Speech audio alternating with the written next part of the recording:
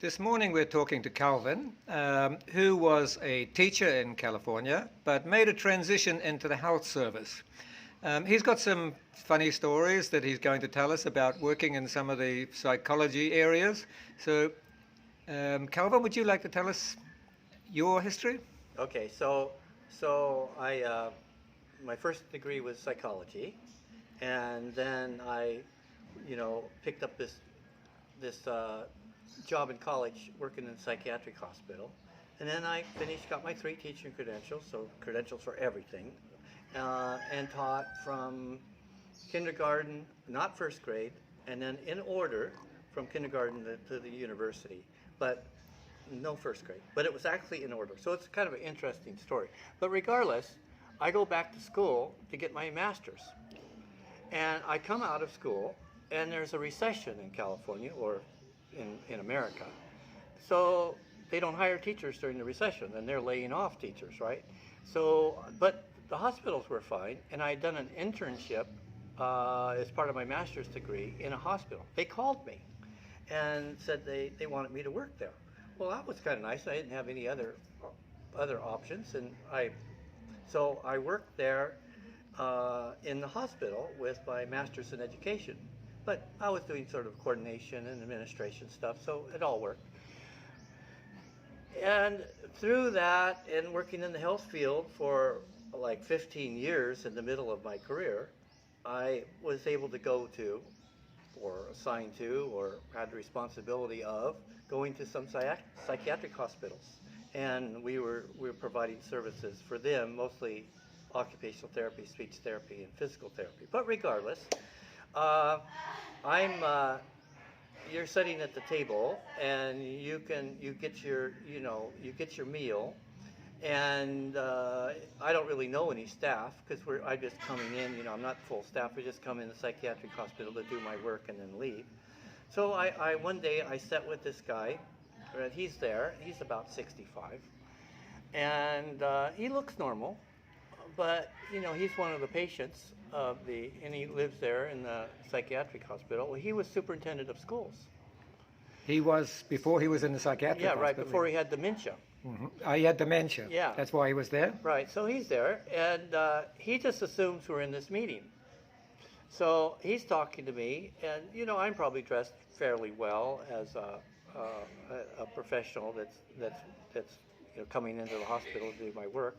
So regardless, he thinks I'm part of this meeting, and so I'm sitting with this guy that's got his PhD. He's not a physical therapy patient. He's just I'm just sitting with him and eating my lunch. So he goes on about, in his dream state, about the nuances of this problem he's working on with the principals and the assistant superintendent, and the personalities, and how to deal with this situation.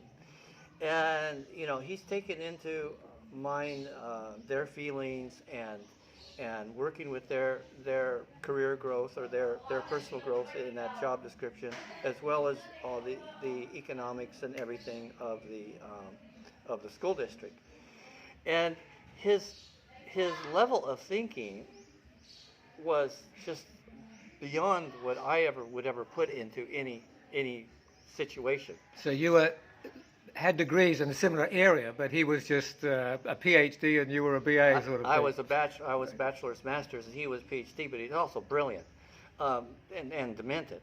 So the combination of the intricacies of his thinking was just fascinating to me. So the next time I had lunch, I sat next to him again, and he just instantly goes back into his meetings again. And I get a Was this a general thing he did, or was he just doing it to continue the conversation with you? I don't know if it was just because I looked right, or he did it in his dream state, he did it with anybody that sat with him. But I got to look into his mind, in this sort of beautiful, brilliant mind of very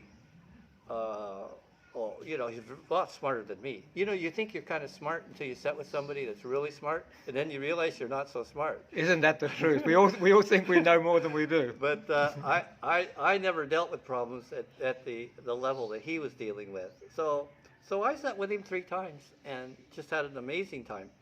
Then here's the next story. So I run in. There's got three patients, probably schizophrenia, something serious, and they're all about 40s, in their 40s. They're younger, and usually the younger ones have schizophrenia or something like that. And the older ones maybe Alzheimer's and dementia. So regardless, they're working together on their gold trip for the foothills.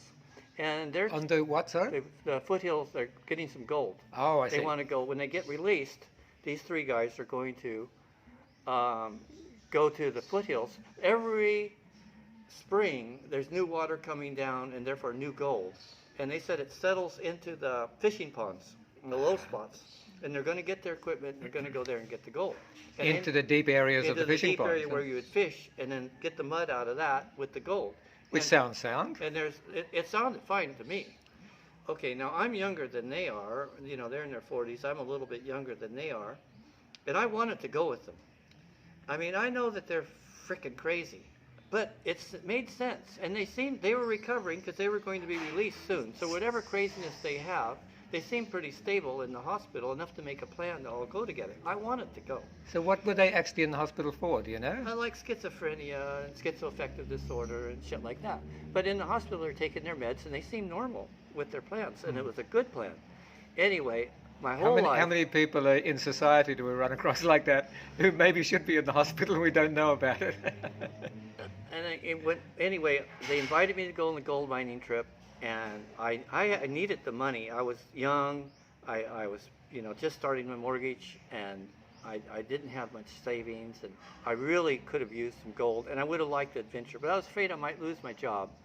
And I didn't ask anybody if you can fraternize with the patients after they leave, if that's some sort of, breach of professionalism. Did you have this streak of adventure in you? Oh, I wanted to go. I still wondered if they found any gold. And I never heard from them again, I never knew if they really went. But the fact that I was invited and it's still there, this great gold mining trip that I could have gone on. We all have those sort of memories, don't we, about the things that we should have done. They say when you're people who are about to die, the one thing that they regret the most of all is the things that they never did in their lives. Yeah. I never did it. I never knew. I've never gone on a gold mining trip. Mm-hmm. All right, next story. So I'm assigned to go into this psychiatric hospital. It's long-term. And to help this man who's in a wheelchair and check out his wheelchair, because I'm also administration and physical therapy assistant. So I've got to go in there and check with him. So I go in the room, and he's got it's a shared room, man and wife. And They were both in the hospital. Yeah, they're both in the hospital together. Well, here's how it worked. He had a good brain, but he's in a wheelchair. And he's a little bit older. He's maybe 75, and his wife is like 70. I don't know right away that that's his wife, but later on somebody told me. So she's the one that wheels him around and gets him dressed and takes care of him in this little room. And the little rooms are little. I mean, they're little, cramped, little tiny rooms. But she does everything for him. So usually the staff would take care of somebody that's handicapped in a wheelchair. But his wife does everything. But she's got dementia.